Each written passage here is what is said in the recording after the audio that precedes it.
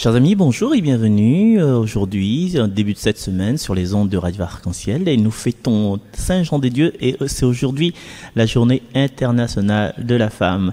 Et il existe encore des journées internationales de la femme sur notre calendrier. C'est les 364 jours qui restent. Voilà. Tous les jours, c'est la fête de la femme. Et aujourd'hui, nous avons la chance, l'honneur, le privilège. C'est moi qui n'ai le privilège d'accueillir Fabien Thibault dans cette séquence, une nouvelle voix de Jésus est mon guide. Alors, il va nous lire le livre des rois, le deuxième livre des rois. Il va nous proclamer le psaume 41. Et puis, entre-temps, il va nous proposer une petite prière. Fabi, je t'appelle Fabi, Thibault, je t'appelle Thibault alors. Alors tu peux t'installer, prendre le micro et toute la réunion t'écoute. En ces jours-là, Naaman, général de l'armée du roi d'Aram, était un homme de grande valeur et hautement estimé par son maître, car c'est par lui que le Seigneur avait donné la victoire au royaume d'Aram. Or, ce vaillant guerrier était lépreux. Des Araméens, au cours d'une expédition en terre d'Israël, avait fait prisonnière une fillette qui fut mise au service de la femme de Naaman.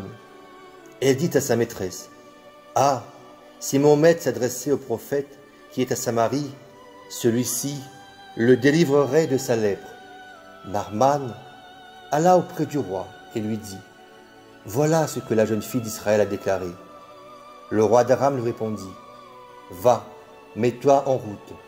J'envoie une lettre au roi d'Israël. » Naaman partit donc. Il emportait 10 lingots d'argent, 6000 pièces d'or et 10 vêtements de fête. Il remit la lettre au roi d'Israël. Celle-ci portait, « En même temps que tu parviens cette lettre, je t'envoie Naaman, mon serviteur, pour que tu le délivres de sa lèpre. » Quand le roi d'Israël lut ce message, il déchira ses vêtements et s'écria, « Est-ce que je suis Dieu, maître de la vie et de la mort? Ce roi m'envoie un homme pour que je le délivre de sa lèpre.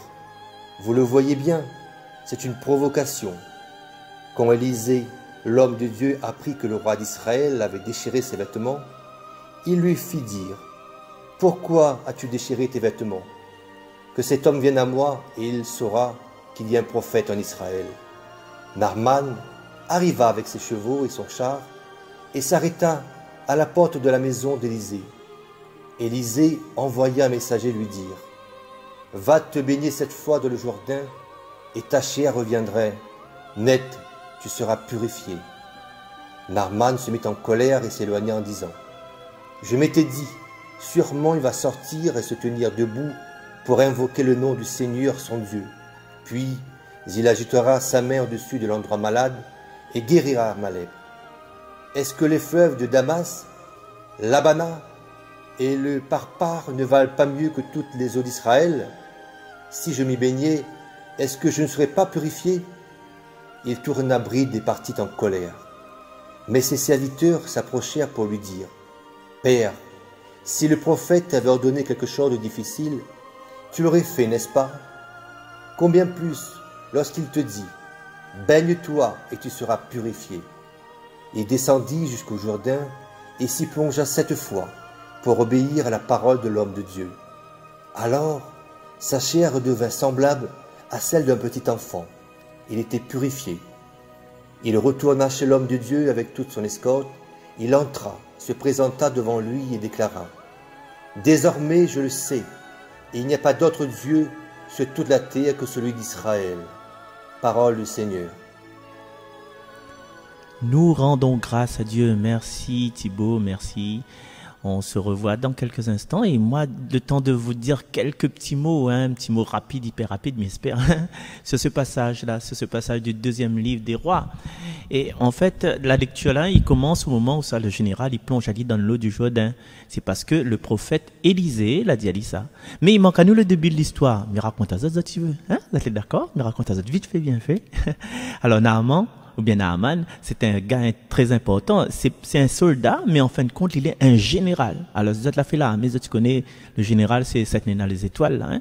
Donc, il a une belle carrière en Syrie, une carrière militaire. Et il est bien vu avec le roi d'Aram. Et Aram, actuellement, il appelle cette ville-là Damas. évidemment, il est général, hein, donc il est collaborateur de ce roi-là. Et pour le peuple d'Israël, il est un étranger, ouais, et à une certaine époque, Damas était en guerre contre Israël, donc à certaine époque, était l'ennemi. Ouais. Mais ce qui intéresse à nous ici, c'est que franchement, c'est un païen. Hein? Il ne fait pas partie du peuple élu. Et encore plus encore, vous voyez, il a une maladie, il est lépreux. Il veut dire que là, s'il arrive à Israël, là, tout le monde va fuir. Tu te rappelles ce petit passage du livre de l'évangile du lépreux, fallait sonner la cloche là. Donc, l'île est païen, l'île est lépreux, double malédiction. Mais heureusement pour lui, son madame, elle a une petite esclave israélite, et cette petite esclave-là, elle était enlevée au cours d'une razzia, et cette petite esclave dit à sa maîtresse, vous connaissez quoi? À Samarie, il y a un grand prophète. Ali pourrait guérir Naaman.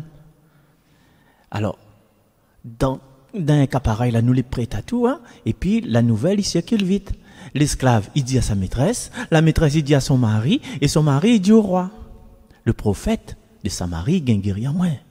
Mais comme Naaman l'est bien vu, le roi il écrit une lettre d'introduction pour le roi de Samarie. Et la lettre, il dit par exemple, mes recommandations, mon ami fidèle, loyal serviteur, mon général en chef des armées, Naaman, il atteint la lettre, mais il demande à eux de faire tout, c'est que l'on a de pouvoir pour guérir Ali. Mais sous-entendu, demande au grand prophète, envoie Ali, le grand prophète guérisseur, Élisée. La réputation est venue jusqu'à nous. Et là, il se passe quelque chose de très intéressant. Hein?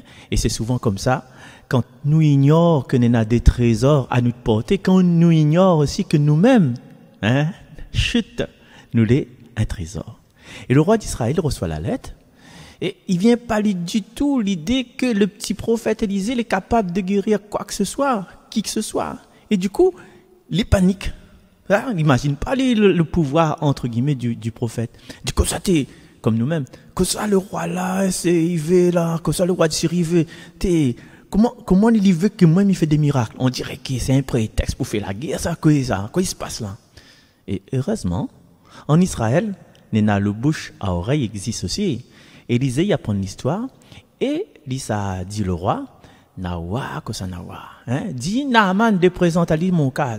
Il va connaître qui c'est le vrai Dieu. Et Naaman, forcément, il présente Ali chez Élisée, avec toute son escorte, avec bon cadeau, avec les bagages, avec tout ça, pour le guérisseur. Et il attend devant la porte du prophète. Et en fait, ce qui fait plus rire, c'est que c'est un simple serviteur qui rouvre un petit peu la porte, quand on regarde en Missouk, et il dit comme ça, mon maître l'a dit comme ça, que vous devez faire plonger 7 fois dans l'eau du Jourdain, et vous serez purifié. C'est l'accueil, ça, les gars. Point général, quoi. Hein? Point général.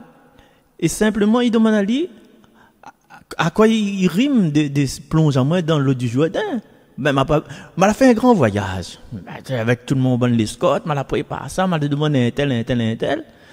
Les fleuves de Syrie, que ça n'a meilleur que ça. Hein? Le grand fleuve, Gaïa, fleuve de France, quoi. Et là, vous allez dire, moi, plonge dans les petits Jourdains. Naaman, il est furieux, quoi. Il n'est pas bon, là. Il reprend la route pour Damas.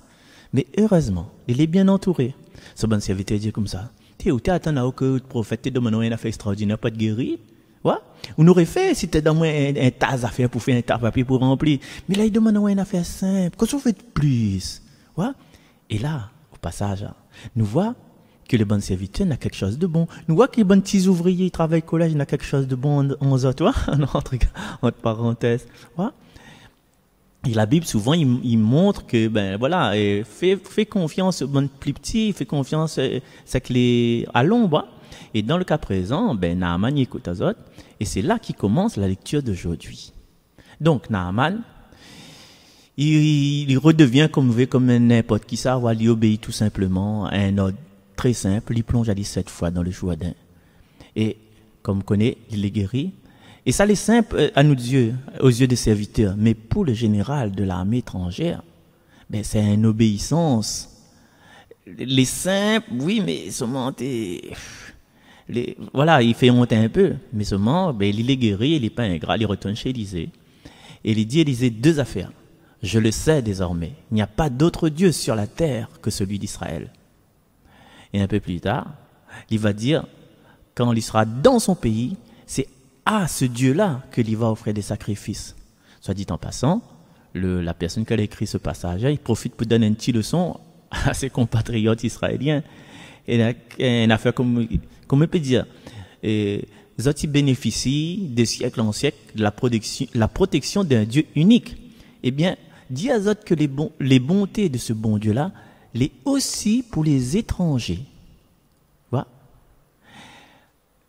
Même si Dieu l'a choisi à nous, Israélites, parmi toutes les nations, et pourtant, Israélites, autres les poussés, tentés par des idolâtries. Mais l'étranger, ce Syrien, ce Naaman, ce païen, il a compris plus vite que nous, où ça vient la guérison. Et la deuxième chose que Naaman dit à Élisée, c'est que Naaman il veut faire un cadeau pour remercier. Mais Élisée, il refuse. Ah non, il n'achète pas les dons de Dieu. Hein? Monsieur, madame, les devinez, il n'achète pas les dons de Dieu.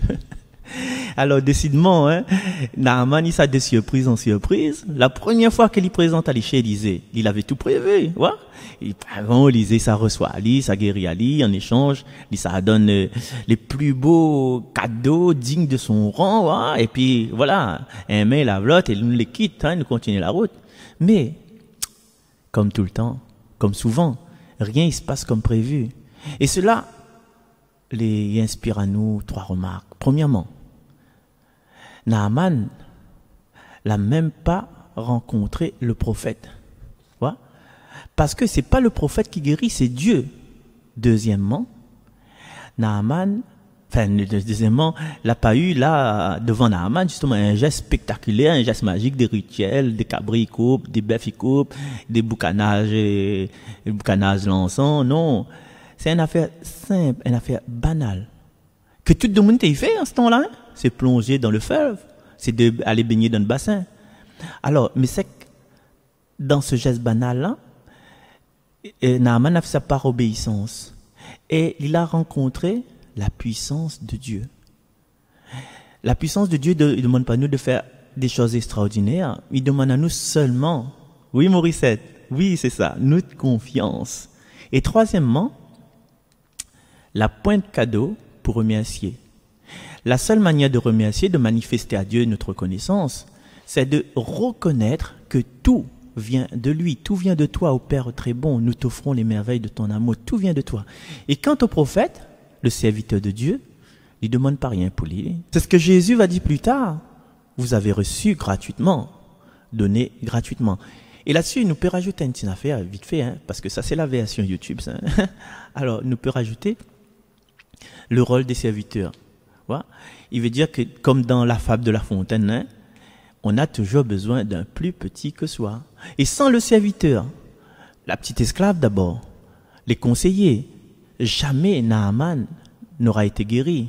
Et en fait, nous n'aurions dû penser, il n'est pas étonnant que les bons petits, les mieux placés, pour enseigner à nous le chemin de l'humilité, tu vois. Le rôle des serviteurs, c'est pas parce que vous êtes intelligent, grand, voilà, parce que vous travaillez dans un bureau, bien vous les professeurs des écoles. Non, ou même un petit balayeur dans la collège, allez aussi, il pourra instruire. Voilà. Ben, enfin, me dit ça, me dit rien. Alors, la terre.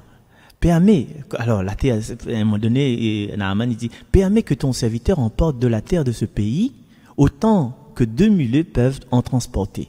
Car je ne puis offrir ni holocauste ni sacrifice à d'autres dieux qu'au Seigneur d'Israël.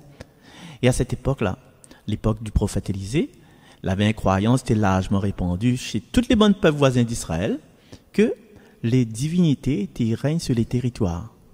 Et pour pouvoir offrir des sacrifices aux dieux d'Israël, Naaman croit qu'il était obligé d'emporter la terre avec la terre sur laquelle le Dieu il règne en fin de compte. Voilà.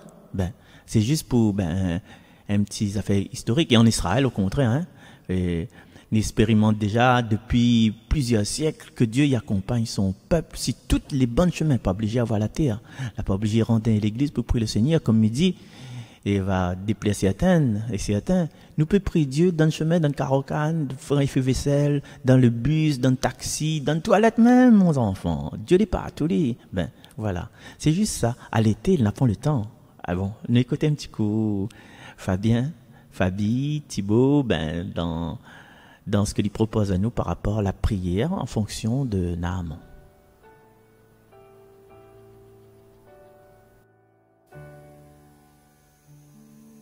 Ô Seigneur, comme Naaman qui était lépreux, est envoyé vers toi, afin que tu le guérisses de sa lèpre, je t'implore, Seigneur mon Dieu, de guérir le cœur de tes enfants qui souffrent.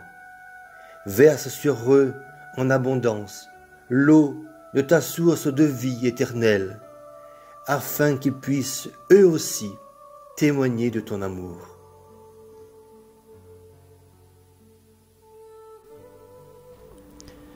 Merci beaucoup mon ami, et puis je te laisse nous proclamer le psaume de ce jour qui est « Mon âme a soif de Dieu, le Dieu vivant », le psaume 41. Psaume 41-42. Mon âme a soif de Dieu, le Dieu vivant. Comme un cerf altéré cherche l'eau vive, ainsi mon âme te cherche, toi mon Dieu. Mon âme a soif de Dieu, le Dieu vivant. Quand pourrais-je m'avancer, paraître face à Dieu? Envoie ta lumière et ta vérité, qu'elle guide mes pas et me conduise à ta montagne sainte jusqu'en ta demeure. J'avancerai jusqu'à l'autel de Dieu, vers Dieu qui est toute ma joie. Je te rendrai grâce avec ma harpe, Dieu, mon Dieu. Merci tout le monde. Merci à tous ceux qui ont contribué à cette émission. On se donne rendez-vous la prochaine fois, n'est-ce pas? Fabien, Thibaut, les bons, nous retrouvons la prochaine fois. Merci. Allez, au revoir, à bientôt.